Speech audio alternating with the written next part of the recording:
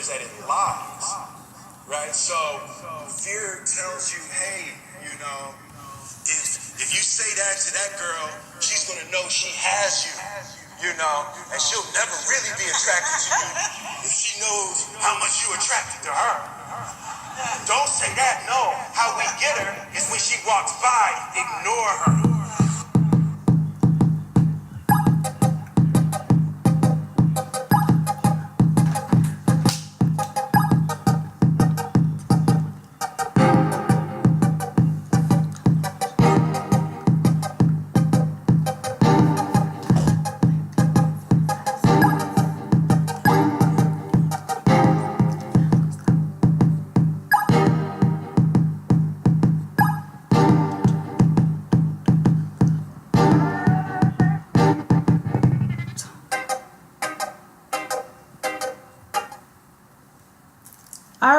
All right, guys. Welcome to Bleardos. It's me, Ebo. It's me, Safi. Are we recording? We are recording. We are live from the living room. Or straight in the living room. Straight in the living room. We ain't got no studio, y'all. Right, so we in the living room. So, thank you for joining in. Hey, I think before we get to, we are saged up. I smelled the sage when I walk in. I was like, oh. Saged up, frankincense, like, gotta set the aura, you know, got the windows open with the little sun that we do have coming through the clouds. I know. Ain't no sunshine when she's gone. I mean, the sun when she gone. Like, we just, so be nice to the sun, because the sun gives us light. Yes. As you might have noticed already, we don't have Chris here today. Yes. We miss you, Chris. Chris will be joining us today because she is getting her black girl magic workaholic vibe on. Just a quick little plug, shamelessly, of course. Shout out to the Crazy Waffle Bar, who could definitely benefit from being our Afro to the future today. They're doing something amazing as black women. It started off as a vision from someone, Cindy, who loves waffles. That's her partner, Cindy. Cindy loves waffles. Cindy loves desserts. Cindy wanted to mesh the two, and her and Crystal birthed the Crazy Waffle Bar. Crazy and tasty, might I add. For sure. So soft and moist, like when they was warm and buttery and just ooh. No, my favorite I think has to be the red velvet. I never thought the red velvet could be a waffle. Like it is delicious. So definitely try the if you get a chance to have the Crazy Waffle Ladies #Crazy Waffle Ladies pop up in a town near you. Tell them Ebo said that the red velvet is the best.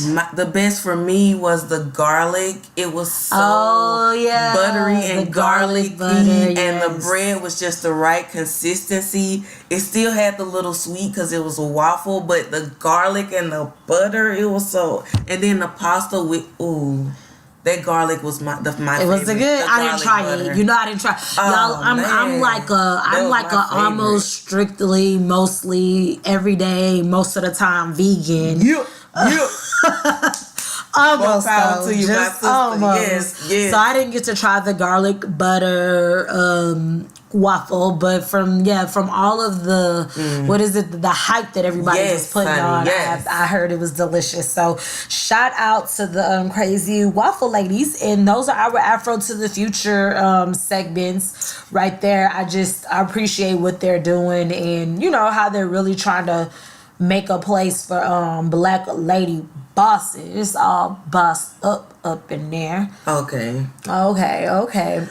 let's not forget, I am so sorry for the beat, the intro beat by, let's see, it's SUR4. So if you're on YouTube, type in SUR, the number 4, and look up Starfleet. That's the beat. Check it out. It's so dope. I love it. Man, all right. I like the beat too, actually. Safi with the music, she always finding some cool new tracks. I thought I had like an eclectic style in terms of music, but she definitely has shown me some things. So definitely check out that the music, and follow him on social media. And social media. Definitely social media. And definitely check out his YouTube page. But I think it is time to get started on our tea time for today. So, you ready? Ready. Ready? Wait, am I ready? I don't. Well, you know what? I think I'm as ready as I'm going to be. Okay. How you said tea time? Tea time. I think I'm as ready as I'm going to be. You know, when we decided that we were going to talk about sexuality and sexual preferences and things, if you remember, I was like, I don't know. I was definitely like a little bit because I don't want to step on people's toes. Right. I'm like afraid not to get the terminology right. You know, all those things that come with when you're talking about the taboo. But I think we decided that like because it's such a stressful topic, that means that we wouldn't be weird if we didn't go ahead on and bring it to the table and bring it open. Break it on now. You know what I'm saying? We're about to do that. Let you know how we really feel. Feel or what questions we have. Maybe some of y'all can help us out with this, but we decided to talk about sexuality today, and I think this topic was born from like the constant, and maybe you can correct me if I'm wrong, Safi. There's like a constant reference to this quote unquote gay agenda. Yeah, definitely. Everybody always talking about the gay agenda. Definitely. And so I don't necessarily believe in the gay agenda. I haven't seen. I'm like, what's the man's name on the article that we read? Michael Harriet. Michael. From the Root. And it's entitled The Gay Agenda Explained. The Gay Agenda Explained. I don't really know what the gay agenda is. I thought I knew, you know. I think I thought I knew what people thought it was, but I'm not really sure anymore. And so reading this article from Michael Harriot, last name is spelled Harriot, just in case you want to find it, look it up, think about it some. But the thing that I really noticed is that I really don't have to be mainstream society's version of gay acceptable, queer acceptable. You know, I can have my own views about it, and I think I just get tired of people talking about the gay agenda. I think that's what it all boils down to. I'm tired of hearing about the gay agenda. Yeah, I'm just like, the stereotypes is what had me caught up at first, you know what I'm saying? Being a single mother of a son, you know what I'm saying? And thinking, I don't want to expose him to this or that, but just forgetting that my son is a strong-minded individual, you know what I'm saying? He does exactly what he want to do. He says exactly what he want to say. So nothing can influence him to be something that he's not, you know what I'm saying? But just being someone to accept people for what they truly are on the inside, like for what they truly love, no matter what it is, you know what I'm saying? Just not being so closed-minded, because I'm not in their shoes and I don't know how they truly feel. But I know when I love, how I truly love and how I truly feel on the inside. Yeah. And because my vision of a lover is different of their vision, I ain't trying to be a part of that, you know what I'm saying? Not accepting someone for who they love. For who they love, definitely. Who they love, what they want to dress like, what they want to talk like. You know, like all of the things that we look at. For one thing, like our visions of gender, like this gender binary that we've created of like man and woman. The thing that got me to kind of like open my eyes was the fact that it's not universal. The roles are not universal. Right. The way that we take on lovers, the way that we pass down power, the way that we give power to people is not universal. You know, there are some societies that are matriarchal. There are some societies like ours that are patriarchal. You know, there are some societies like the Mighty Women, and I believe it's Suriname. I have to check that up, but they have a culture of women loving women, and that's just the culture itself. Right. You know, so everywhere you go around the world, love, sexuality, gender normativeness, or if that's even a word, gender normativity, there you go. Okay. It doesn't look the same. Normativity.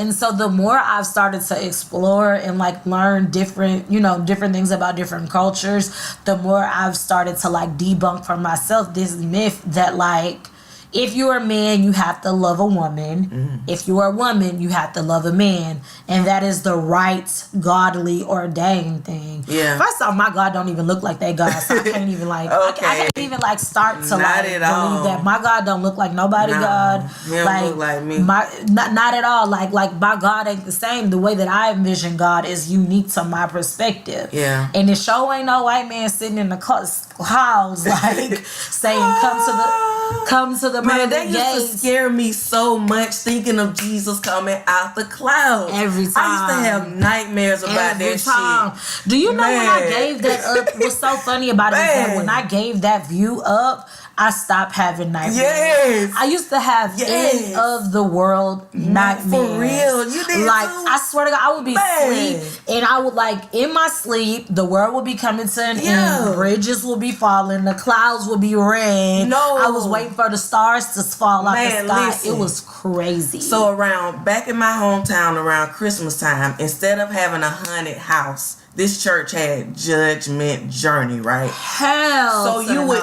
go through the back of some of it was in the woods. Some of it was inside of the church. But they mimicked the last days, how it was written in the Bible, but how they dramatized it so much.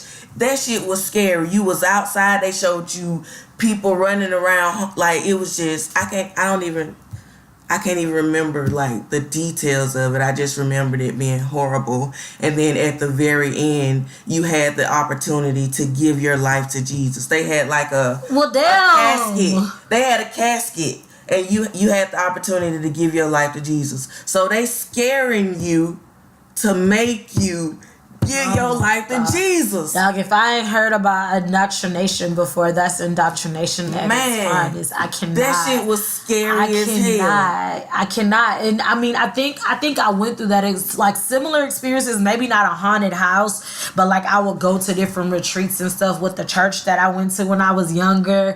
And I had like all these questions because I'm gonna ask a bunch of questions because if something don't make sense, I want to know. Like, I'm just not gonna blindly follow anything. Right. And so, like every single time they would expose us to anything, like we did this thing in the summers called Jesus in the Hood, and that in itself, that I think back is the craziest shit. Like if I like now Jesus in the Hood, Jesus had to come to the hood because I guess he wasn't Jesus wasn't originally in the hood. He wasn't originally in the hood. They had to bring him to the hood. Oh, so I guess the people in the hood was heathens, unsaved, automatically, right? Folks that needed to be brought to Jesus. So or Jesus had to come to them, and so just the connotations. They always do send a church bus to the hood, but they never called it Jesus to the hood until to then. Okay, that are like. It's ridiculous. And so the connotations itself is enough to scare you. And we would go to church and I would feel convicted, and we would go to camp, and we had a picture.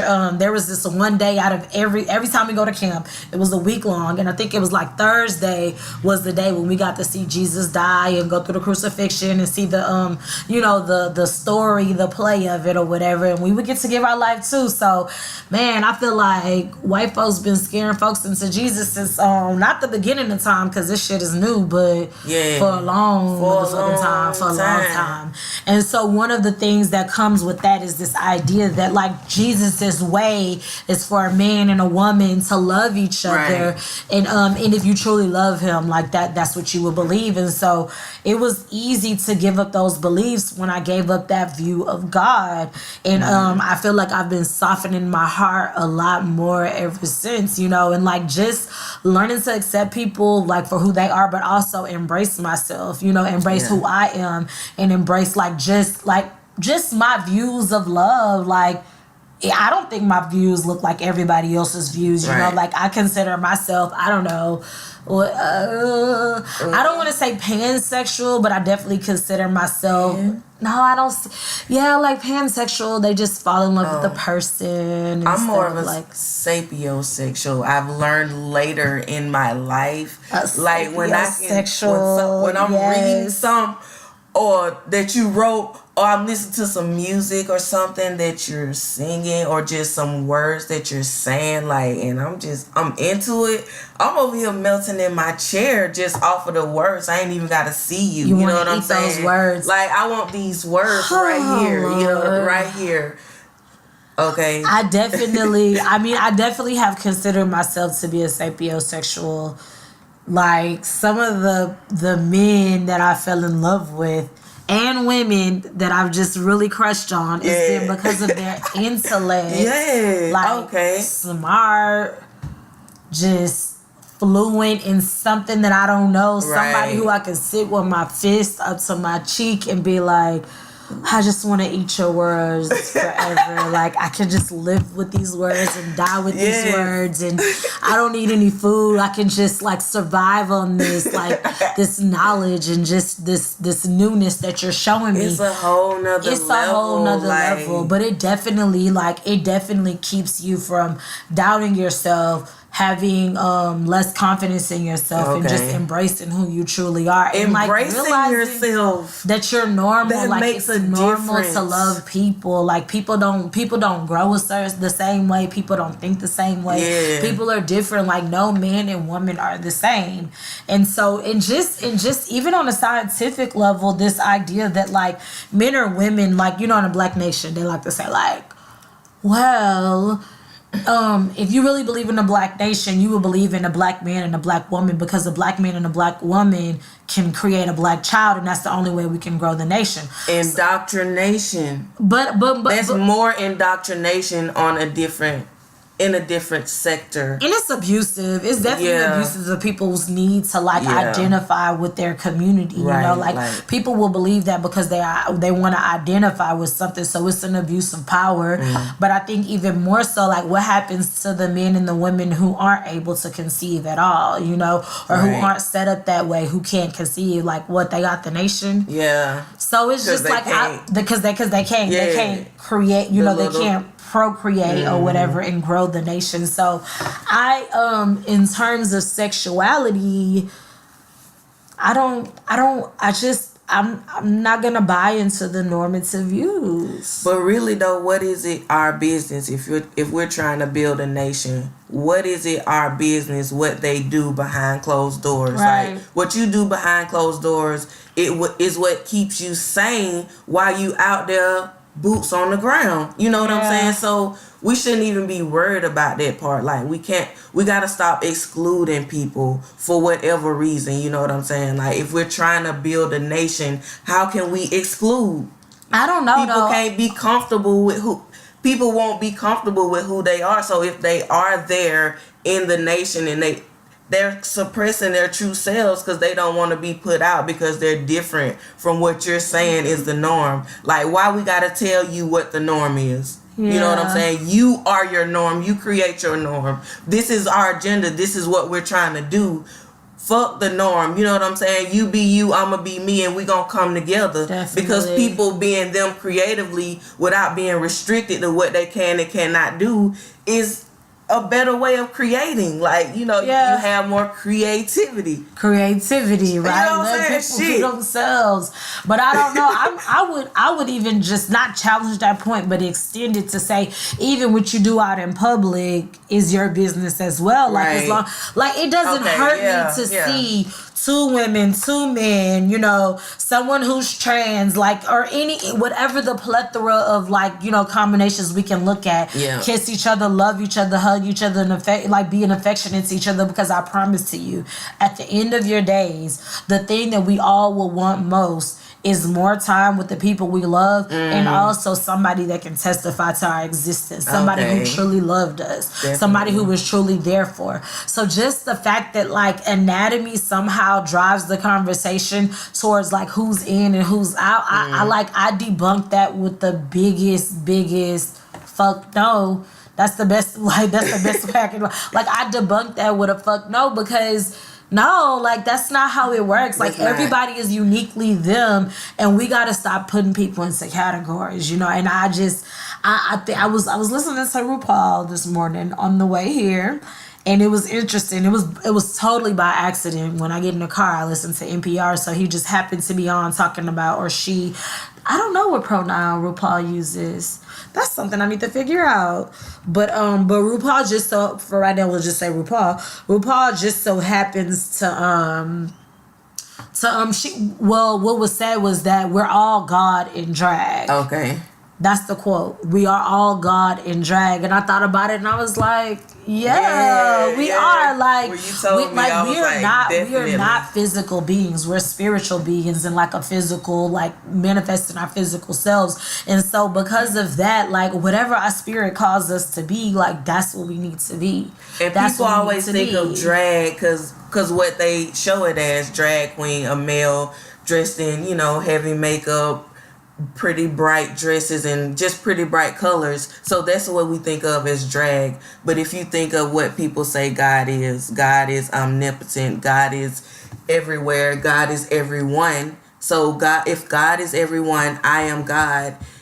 God wants to represent herself, him or her, however you refer to God, in all of these different people. So as me, Safi, you know what I'm saying? Just the personality shown, you know, through clothing. You know, sometimes you'll hear me talk if you know me. Right now you hear me talk. But a lot of times if I don't know people, you won't hear me talk. You'll just see me in the room or whatever. But definitely God is whoever she or he wants to be. Right. And you gotta think that on a spiritual level, like whatever you want to be, it starts within you. It starts with your thought. Definitely. And then you have to start working on it, working out on faith, as they say, stepping out on faith. Like you gotta definitely go out there and do it. What you've been thinking in your head, you gotta walk through it. You gotta do it. You know, it makes me think about like if what we're saying is true, right, then where did this idea of gender come from? And I'm not about to look. I ain't no historian. Like I like history, but I'm not no historian. But I can think of one way that people have benefited from gender, and that's through patriarchy, where you're passing on power from men to men, right?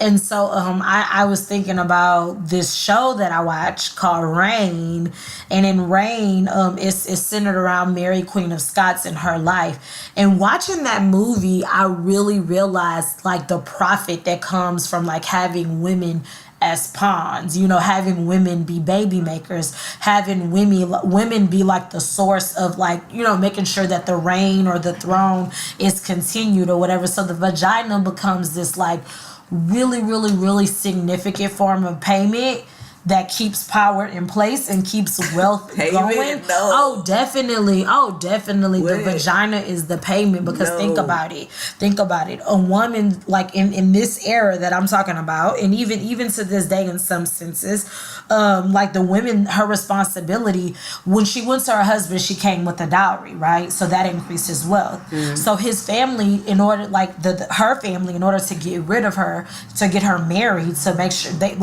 she had to marry a person that was better than her standing, or at least her standing, to secure her family's ranking, right? To secure their power. So that already in itself is a form of payment. Like it's their responsibility to marry, wed someone, have kids, to move their family up in ranking, okay? So then she comes with this dowry, which is like money given to the man. The man is the person that owns it. And then when she consummates the marriage, right, when she finally has the sex, like one, she needs a male heir to take the power on because she can't. And two, they need to make sure that somebody's watching it to make sure like she's not tarnished. Watching what? Watching them have sex. Hell Somebody has to watch. I know with royalty, especially if you gonna inherit a kingdom. What century was this? This is the 1500s. This is some white folks. This is some white folks. Oh. This is definitely some white folks. But I mean, it just depends on the situation if I watch a type of movie like that. It's a show. I mean, but those are the undertones. Like, those are the undertones of the movie. But I'm saying, like, this idea of, like, gender binaryism or binaries. Me and my words today, I'm making them up. But this idea of gender binaries, like, has been profitable for certain people. Mm-hmm. Making sure that women, like, you know, secure ranking for their families, have male heirs to keep the power within the family and, like, you know, keep the family name going on. Like, there's a profit in it. You know what I mean? Like the profit comes from them having a male son that'll go out and do business and bring more wealth to the family. Yeah. But women, we become like this passive role in the part where we're just passed on from person to person, you know, from father. Like, that shit is disgusting. I don't know why they portray women as that, you know what I'm saying? Because I definitely think there should be a balance in the household. Right. But the woman is the more softer side, you know, when it comes to emotions. But when it comes to making decisions, it's the woman driving force that's pushing the man to make those decisions, you know what I'm saying? So it's a team. I think the black family is better as a team. The black man, the black woman, there as examples for their children, because we teach our children everything, including how to love. You know what I'm saying? So we teaching them how to love themselves by how we love ourselves. We're teaching them to love someone else by how we love our mate. Else. You know what I'm saying? I don't care about how we love our mates, but also how we treat other people. Also, definitely, yes, definitely. Also, how we treat other people. But with the black family, bringing the black family, making the black, because I don't want to say bringing the black family back, because all my brothers, for the most part, are married to black women and they have children. You know what I'm saying? But make the black family, put the black family back in the media. You know what I'm saying? If that's where everybody is watching, you know, whatever, you know what I'm saying? Put the black family back there to let everybody know that it is still here and it is still strong and it is still needed in the community. So what does the black family look like then? For me, the black male, the black mother, the black father with the children. What does it look like as far as what? Because like, are we put it in the media, the what is it, the nuclear family, where it's like the father, the mother, and then like 2.5 kids? Right. Or is that what we're putting back in the media? It don't have to be a number of kids. It's just to build that so it don't have to be two. Yeah. So is it okay for the black family to look like 2 women and a child? It's okay for it to look like that, but as to teach, if you want to get back to a foundation of teaching what it looks like to have a family, like, yes, there is families out there with black women and children. I'm not saying don't put them there, but I'm saying put more of the black family there. Put more of the traditional looking. Put more of the traditional, because we've gotten away from that. We had that back in the day with Bill Cosby and his family. You know what I'm saying? People are saying it's impossible to have a mother as a lawyer and the father as a doctor. That's not impossible. That's going on so many places around the world, but it's not shown on those reality shows. It's not shown on what people see in their everyday life. Was shown on the like because I think it's not shown on reality shows, right? But I think even more important than putting like this, see, I love this conversation, because I think even more important than putting this idea of like a man, a woman, and a child in front is like, it's more important to put the black community in front. Definitely. You get what I mean? Right. Like, us relying on each other. Okay. Because I don't ever want to send the message that, like, this is what the black family looks like and this is tradition, because we're trying to break away from tradition. Okay. We're trying to accept everybody in. And so I think what the key to acceptance is forming community where we like love each other, and like no matter if we agree with somebody's way of living or not, you know, because it could be a man, a woman, and a child, but you know the man is abusive to the woman and they have a child, and like is that, and you know, like is that what we're modeling off of? So I think we should model it more on community and people like loving each other and treating each other right and building each other. But I don't think it has to be gender specific. I don't. And what I'm saying is I want it to be more seen. You know, more seen, right? Because a lot of our kids don't know what that looks like. A lot of kids see their father one place, their mother another place, and they're not seeing a balance there. They're seeing one parent doing everything, and that's not a balance. I want our children to see balance. So if there is a show that has 2 mothers, I'm not saying cut that show. I'm saying add a show where you see a mother and a father in a child's eyes that actually has a mother and a father that's not together. So if they out there watching TV, they can see this image of a black man and a black woman together, if that's not something that they see on a normal basis. And if they have a black mother and they have a black father, not in the same home.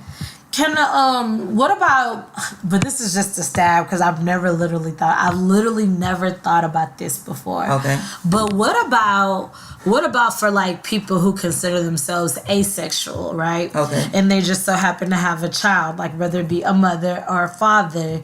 Like, how does that look? What do you mean? Well, like asexual, they're not really sexually attracted to people. I think in general, I gotta fact check that. I gotta make sure that's right. So was it a man and a woman that made this baby? So are they gonna see their mama as a woman and their father well, what if their as parent a man? wants to name them? Wants to raise them as a single parent? Does that work? So they'll never ever know that their father is a man.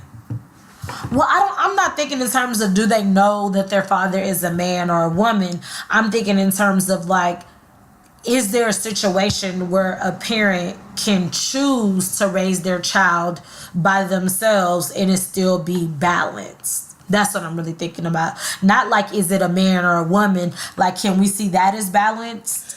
We can see that as balanced, but I just want to make it sure that in my point, I'm thinking of my child who is living with his mother and he has a male father and he sees both of them regularly, but he doesn't see them together. Oh. All right. So I want him to know, and children like him, if they are watching TV on a regular basis, I want to show more shows to be thrown on there. Similar to Blackish, there's a mother and a father that's there and they can see that sort of balance. Not to say that this is how they're going to learn how to love, but to give them more images of this is possible if I am a heterosexual child and I know that I'm going to grow up to find someone of the other sex. I want to know that it is possible for them to live together. So I'm not saying that I just want to make it clear that they're not going to learn to love by watching TV.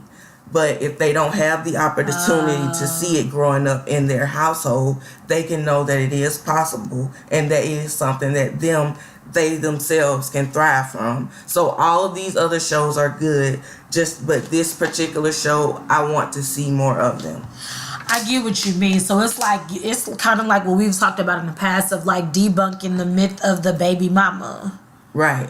You know what I mean? Like this idea that like, cause I think so many times, like we hear so many, I heard my niece the other day say, my mama said something about her baby daddy. And I was like, her baby daddy? Yeah. No, your father. Definitely. I don't refer to his father as that in front of him. So we're trying to push, anybody else either. Okay, so we're trying to push the agenda of healthy love amongst black females and black males. I hate that I just said black females and black males. That's really weird. But black women and men. Yeah. Black women and men. We're trying to push the healthy agenda. So we're saying that there are all sorts of ways. There are all sorts of ways, but I want that to be known that it is happening, because like I said, my brothers are living that life. Like it is happening. But unfortunately, I wasn't able to see that life. And at the moment, my son is not able to see that life. You know what I'm saying? So just getting back to that life, personally myself, and if the media is what everyone is watching, adding that to there, what I'm saying? Take away some of these trashy shows. Like, I don't watch TV like I used to. It's been a few years since I've just regularly turned on TV every night and watched it. You know what I'm saying? I watch Netflix. Sometimes I watch Hulu with Sean, but most of the time I don't. So I don't truly know what shows are out there, but sometimes we do watch Blackish on Hulu, so I know Blackish is out there. You know what I'm saying? And I think we underestimate the images that that the media is sending. Right, that's what it is. The subconscious images that they're sending about who we should let in and who we shouldn't let in. I don't watch mainstream TV very much. I will watch me some Grey's Anatomy though, and some How to Get Away with Murder.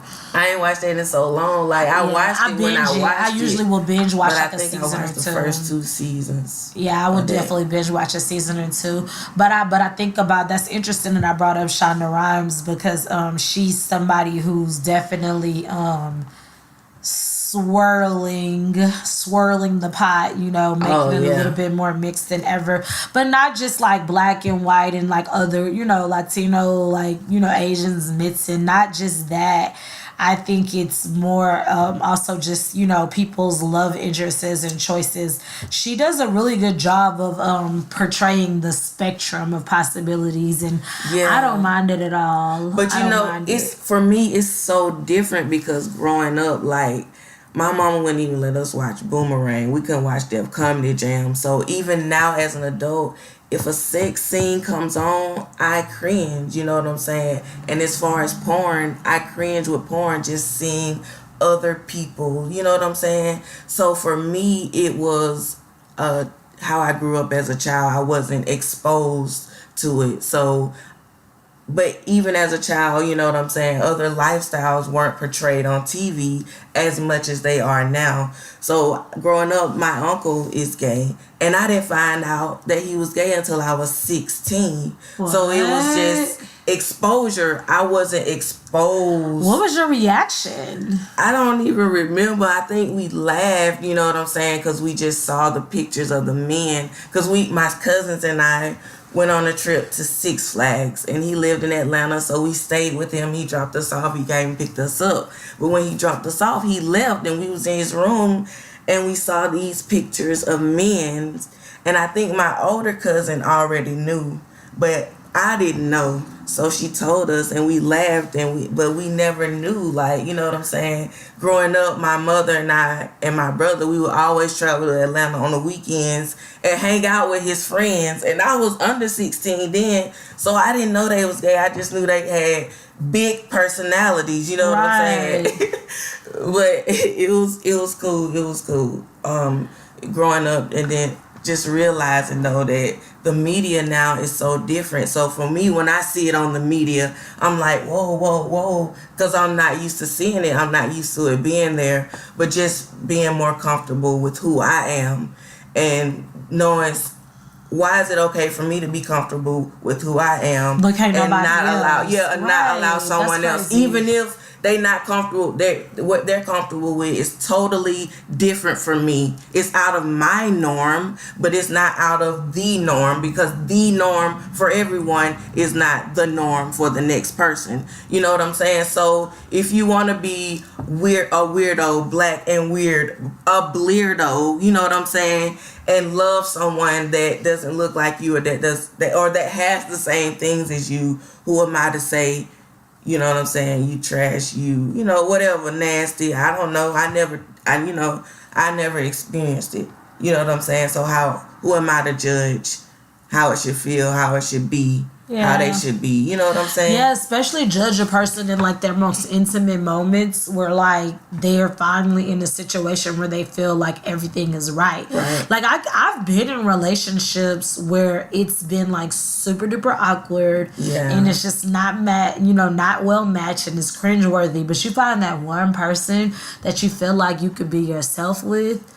Like, why not? Like, please be yourself and blossom, like blossom. It hurts trying to be something that you're not. It hurts so bad. That's depression. It hurts so bad. I think depression is when you not being who you truly want to be, not doing what you truly want to do in some form. Or you have no hope, at least. Like, no hope that, like, things will be okay for you. Well, that's where it started. Well, for me, that's where it started with depression. Like, suppressing who I truly wanted to be because I thought this is what this other person wanted. And that's where I went wrong. So just healing, I had to realize I was wrong, you know what I'm saying? Even if that other person was whatever, I allowed them to be that to me. Yeah. So I allowed them to think that was okay. So when I realized that your ass you allowed bad things to happen, I was able to begin my healing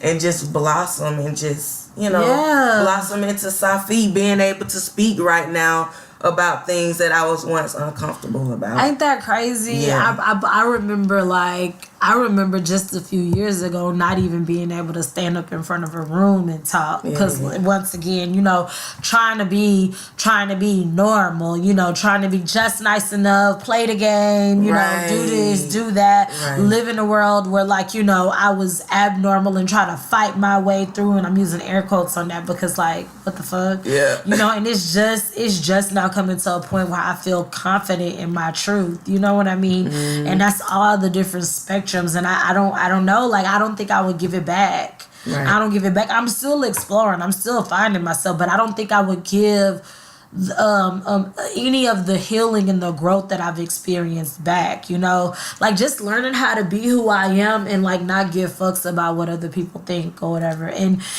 there are some things that I still haven't completely healed from, but it's a growing process, you know, like it's definitely a growing process, and so I don't know, but I also think I came up like I'm from Houston. And so we're super like diverse. And so, I mean, I think I grew up with people who, you know, had different sexual preferences. Like I remember being in middle school and like, you know, people were open and out, which is so strange. If you grew up in like a smaller town or whatever, but it definitely still wasn't like super duper accepted. Yeah, you did. So it's like I was like, how could you go all that time like and not, you know, like there were gay people that they would call sissy such and such, sissy such and such, but I'm not realizing that a sissy at the time because I had never seen it or heard of it. You from it. Right? Yeah. So I mean, what you think she thought it was contagious? I don't know. I don't know why they never told us. I be wondering if people be thinking like, is it contagious? Like, I think if somebody touch you, are you gonna get it? Like, it's just I thought it was just like if you saw it a lot, you would want to do it, but that just means that you weren't comfortable with who you were. If that happened to you, you know what I'm saying? If that's how it happened to you, you weren't comfortable with. You still aren't comfortable. It's so crazy because like we like it's folks out there who will go watch every single horror movie that come out, and ain't nobody in the back. And who mama being like, if you keep watching them horror movies, you're gonna want to start killing people. Oh, like you know what I'm saying? But it's just this idea that gender is so taboo that like we don't want to risk getting it. You know, whatever it is. You know, we don't want to risk being a part of the agenda, so we stay away from it. And it's like you like who you like. Like if you that ain't even our business. It's not even our business. But even if you want to share with us, it's not our business to judge. Like shit, ain't nobody say nothing that your man say nothing about your man crush Monday, who every fucking time you wake up ain't in the bed no more. He back in his baby mama house. Like shit. No. Look, so like come on now, and don't nobody say shit about that. But we have so much to say about other people's preferences, the things that make them feel like I don't want to take that from nobody. No, like I don't want to take that from nobody. Because it feels so good once you know how it feels to just if you've been not sheltered, well, kind of sorta in certain things. I guess you said I was sheltered. I never realized I was, but I guess because I couldn't listen to Def Comedy Jam. We couldn't watch Def Comedy Jam. What was it about Def Comedy Jam? The curse words. Oh dang, your mama was serious. Yeah. But so wow. So when did you start cursing? I don't know. Even now, like I curse, but sometimes I don't be wanting to curse. And then like around my mom, I said a curse word, and she was like, "What?" And I was like, "Well, you know, I don't know." I didn't remember what I said, but she was offended that I cursed around her. Definitely. And now, so did your mama curse? No, not around us. Wow. So I don't know if she cursed. Mama, do you curse? She probably do curse, but not around us. Damn, my mama cursed anybody out. My mama teach the kids how to curse. My mama curse. Listen, when Malcolm be like, I potted on myself, you gonna whip my ass? We already know that he done heard grandma say it. Man. Like, come on, mama, they ain't never held it back, but we weren't supposed to say it though. We weren't supposed to say it. But you know, like, I don't even be tripping off of stuff like that no more. Like, I've started to leave the taboo alone. Like, I've started to let the taboo die. You know, that, like, being around you, it just helped open me up a whole lot more. Really? Just seeing how you allow things to, you know what I'm saying? Oh, how like you my are kids? accepting. Yeah. Yeah, my kids. So I'm just like, you know what I'm saying? Like, I love those 3 little boys, and I love how they are who they are, and they don't give a damn. You know what I'm saying? That's my favorite word. And I don't give a damn. Right. And I don't give a damn. You know what I'm saying? So I love to be around them, their energy, so to know that you allow them to be. I do, you know, but it comes with it comes with a lot of sacrifice of unknowing. Like, how does this turn out in the end? For instance, Makai, he wants boots, and so like whenever he see me with like my knee-high boots or somebody with the knee-high boots, he wants boots like that. And so I'm like, well, show me the kind of boots that you want. He likes riding boots, horseback riding boots. He's into Spirit, and they all come up, because at first I was like, holla, what do? This is a test. We all have to take the test, dog. Like, we prescribe something, we say this is our way of thinking and living, and then the universe come around and test us on that shit, and we got to decide if we're gonna pass or not. So that was my time to like decide, am I gonna pass this test or not? And so when he said he wanted riding boots, I said, okay, we can find you some riding boots. And he was like, not a girl boots. Then I had to double back and be like, well, there's no such thing as girl boots. No, damn well, if he would have put some boots with a whole bunch of buckles and shit, I would have been like, hold up. Not because I mind, but because like as a parent, I still feel very conditioned to like care what other people think about me exposing my kids, you know. But I try to stop them from going with society. We had to convince Malik that pink is not a girl color. Maybe it was Malik. It could have been Makai. But we was like, a color is just a color. Like, you can like whatever color you want, you know. And so just unconditioning our kids, you know, but also putting them in spaces where like they're able to be who they are, because they learned that shit from somewhere. It ain't from me, you know. So it's definitely always a struggle. But I always ask myself, like, you know, am I willing to really accept my kids no matter who they are? And I'm like, fuck yeah, they're my kids. Like, babies. They're my kids. Like, everybody is somebody's kids. Like, but these are mine, and I'm gonna love them. Everybody is somebody's kids. Like, don't we can't love them because they don't love what we love. Right. But we love all black people, but not y'all, because y'all don't like what we like. Definitely. So when I think about it, I'm like, these are my kids, and like I do not want to raise them to be fearful of this world. To be fearful of people's backlash. Fearful of themselves. Being because themselves. Dog, you know, like the world will fucking chew you up and spit you out if you don't remain grounded in who you are. And so it's a fight. It's definitely a struggle. Like, even as far as like, you know, the days when Kai wake up and he wants to wear like, you know, long sleeve shirt, shorts, and rainbow boots, or mismatched shoes to school, and I have to send a message to his teacher. We let Kai express himself. He's coming to school in mismatched shoes today. I hope it's not too much of a distraction. But I'm going to send him to school in mismatched shoes if that's what makes him feel good. Like, I'm going to send him with crazy socks because he got to wear a uniform, and my baby be trying to step outside the mold so bad. So I'm like, if wearing mismatched shoes is what makes you happy, please, by all means, wear them. And wearing your rain boots to school is what makes you happy, please, because in a world of uniformity, like, you gotta find a way to break free of the mold. And I think that's what we're transitioning into, is like just making sure that we are uniquely us and allowing people to be them. Like, how else you gonna get world peace? We gotta create our own molds. Like, you know what I'm saying? We gotta stop trying to fit the circle inside of the square. Right.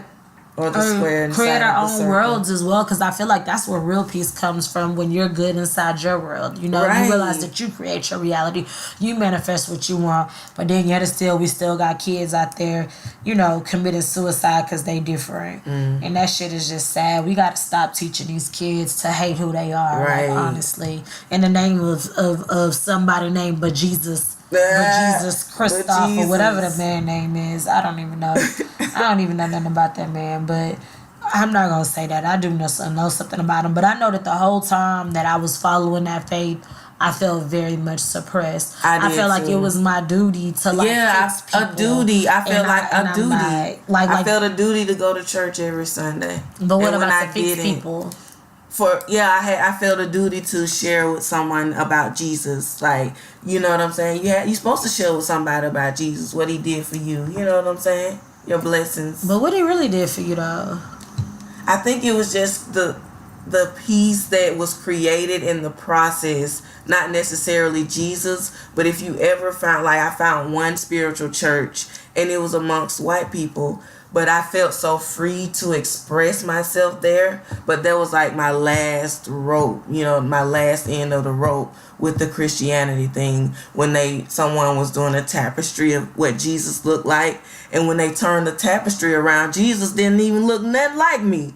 Or nothing like the Bible that they read out of every day saying. Wow. He had blue eyes on this tapestry. He had blonde hair on this tapestry. His skin was pale on this tapestry. Wow. But in the Bible, what does it say? He had bronze skin, okay? He had wool hair and fiery eyes. So the tapestry looked nothing like me, nor did it look like the Bible that they read out of every Sunday. So that just pushed me over the edge with the whole Christianity thing. Really? But it was the first time I tapped into my spirituality, because even though I was in a room full of white people and it was like a concert room filled with white people, and I was spiritually free. Like, that was my first time ever really just lifting my hands up in church, but feeling spiritually free, not feeling like I had to because the people around me was doing it. Yeah. But just because at the moment I was able to let go of so many things, because that's when I was coming through my depression. Like, I was able to let go of so many things. And I think Christianity has a good place in so many people's lives, yeah. right? But it is similar to, for some people, like for me, it was a phase, and like when I needed it, it was there. And yes. It has some good teachings, yes. and so I don't knock it for the people that need it. But I think I needed to take my spirituality to like another level and start working on being balanced. And like, I feel so fucking balanced as fuck, and I feel so fucking unbalanced whenever I'm whenever I'm just like downing people, or whenever I'm thinking ill of people, and so I just, whatever reason, like, what is it about me that I hate that I gotta say something bad about them, or that I feel uncomfortable about them? Like, I always say, whatever you hate about somebody, you need to look within yourself, because they showing you a mirror of yourself. Like, when you hate something about somebody, it's like you looking at a mirror, and deep rooted is something in you that you don't like. So I be having to check myself daily so I can remain balance. I think the last straw for me with Christianity was when I showed up with my piercings, my eyebrow piercings and my lip piercings, and I might have even had my nose pierced at the time. And I wouldn't say it's the face, because I still have these times when it's like, okay, let's go get piercings, and then I take them out and start over, and that's just what I do.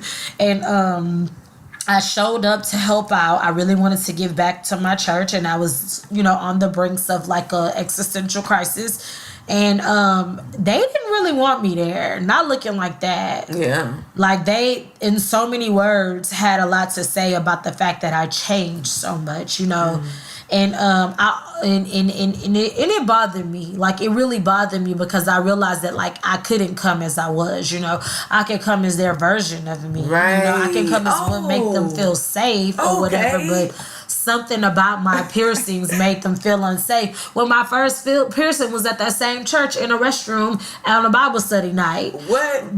Listen, on a Bible study night, one of my friends she had pierced her nose, and some other people know, so she took my earring out my ear and pierced my nose with it. That was my first piercing at my church. What did she use to numb it, or what? Nothing. She just pushed it through. Did it bleed? Yes. Oh, did it hurt? Yes, it hurt. So I guess it took a long time. It took a long time. She's strong, ain't she? I mean, like, it's skin. You can break skin. Really? Somebody scratch you can break it. Right, but I'm just saying, pushing this part is real soft. I mean, it's pointed at the edge. It was a stud, so she pushed it through, and so that's how the guy really did when he did this little thing here. What is pushed the needle. I think it's the septum. The septum, yeah. But it had the sticky needle. Yeah. But it hurt Peach for a little second, then it started bleeding. I was like, what is that blood? But then, it stopped. Yeah, I didn't got so many different. I had my tongue pierced, got my nose pierced. I got this, what is it called? This little the labret. The labret, yeah. I got the labret, but I took it out after I had I don't know what this is called, but I had this done.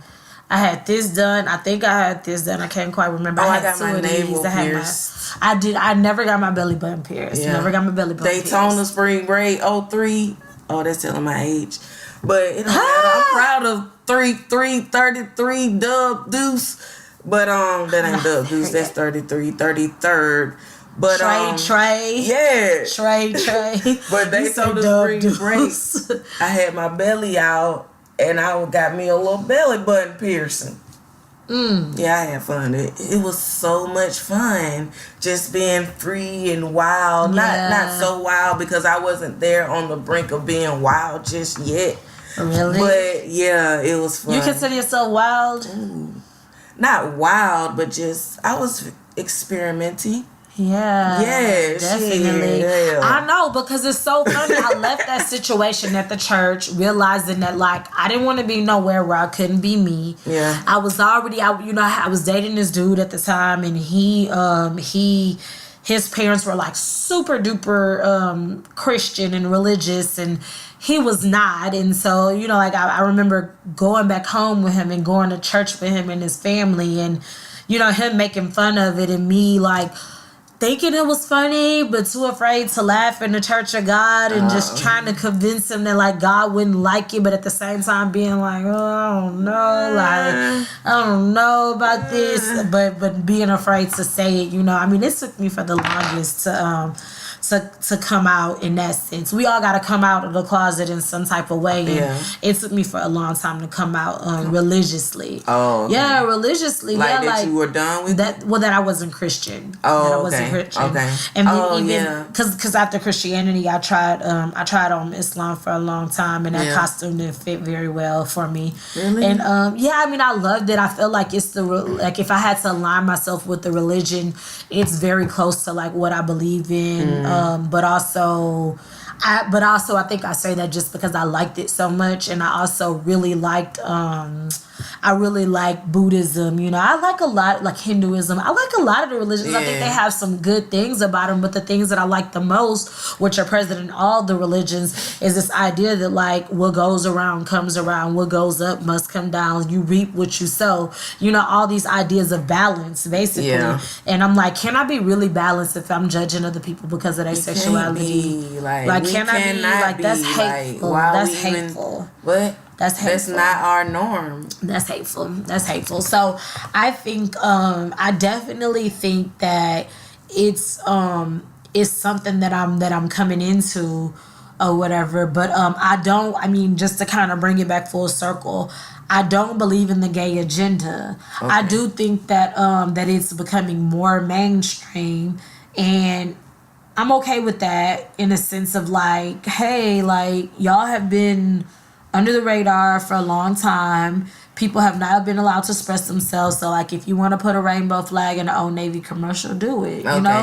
I love rainbows. Growing up, I always loved rainbows. That's so beautiful. I had a rainbow belt. I had a rainbow shirt. I think I had a bracelet or something. But I just love rainbow. And I would wear that outfit. My rainbow belt with my shirt. It had rainbow colors on it. Did anybody try to come on to you? No, I was in high school. But, in high school, we didn't have gay students that were out. You know what I'm saying? We may have had a person that we thought was feminine or whatever, but we just laughed about it, but we didn't consider them gay. But we did have a few girls after high school that came out, on their social media. They didn't come out on their social media page, but they just, we started noticing that they like females, you know what I'm saying? But it didn't go on in high school. It's nice that social media has become a place where you can be whoever you want to be. Even somebody who you ain't, you can still be them. So I like it. I really like it. I definitely. I mean, it's true. People won't be who they supposed to be. I'm like, I know you're in real life, but I love you, and I'm gonna let you be who you want to be, and I'm gonna still like this picture because in this moment you're beautiful. Okay. Like, you know, if it's beautiful, it's beautiful. Whatever. Hashtag no that filter. Sounded so shady. That sounded so shady. I don't even like how that sounded myself. Hashtag no filter. No filter. What? I be confused about that. I guess you know you can put those different filters on. Oh yeah, I don't use them. Oh well, see that's probably why I'm so ugly in all my pictures. Hold up. Know nothing about it. That's probably why I'm change ugly. the filter if you want to. That is probably why. That is probably why. Oh, but no, I definitely don't. I don't buy into this idea that there's a gay agenda. Yeah. I'm okay with people being who they want to be because I want to be who I want to be, you know, and I feel like that's what really matters. Yeah, just being more comfortable with myself and realizing that I express myself more than I ever have before. I want that for everybody. Yeah. You know what I'm saying? I don't want to restrict that to only people that like. I don't only want to restrict that to heterosexual people. Yeah. Like you the only people that can express who you love out in public. You know what I'm saying? That ain't right. You gotta everybody gotta get themselves together and start worrying about everybody else. Okay? That's why get your own house in order. Get your own house in order. Sweep around your front door before you try to sweep around somebody else's. Is that like a church song? That was an old, like you wake up in the middle of the night, the commercial come on and they playing these different songs on this disc, right? And there was one of them, sweep around your own front door before you try to sweep around mine. Y'all ain't never heard that song in Texas? Hell no. I don't know what everybody else done heard. I just ain't heard it. So your grandma didn't play back in the day gospel music? I mean, yeah, every Sunday we listen to gospel music. And that one of the songs? That one of the songs. What about, I don't want no peanut butter and jelly. I just want, I forgot exactly how it went, but it said something about the Lord. I just want the Lord. You never heard that one? Nah. I guess that's that old further down south. But we ain't further down south than y'all, but we're more southwest though. Okay. We're south like Texas is going like southwest. We going towards the Bible west. Belt. We the Bible Belt. So we got some diehard Christians, Baptists. If you even look wrong, honey, the church mother is gonna get on you, honey. Really? You better come in that church with your skirts below your knees. If not, they gonna give you a nice little cover for you to cover yourself up. A nice little handkerchief that people be making and selling with the little lace on it. Lay this here across your lap, baby. Your dress is too short. They don't say it like that, but they just bring it to you. They never brought me one because your mama didn't play. Yeah, your mama didn't play. I ain't with no shout shit to church, okay? No. I ain't with no shout shit. I'm just playing. Nah. But I bet you know what I'm saying. Church just I don't know. Oh man, I feel like that'll be. I think that'll be a good episode to talk about. We need to talk specifically about our journey through spiritualness, and I also think that we need to discuss this idea that we are rooting for everybody black. Mm-hmm. This idea that we are. I mean, I feel like it's a continuation of this, but we can broaden the spectrum. So y'all stay tuned for that. I think we need to explore this conversation a little bit more. But what is our consensus? I know for me, I say no gay agenda. Right, definitely.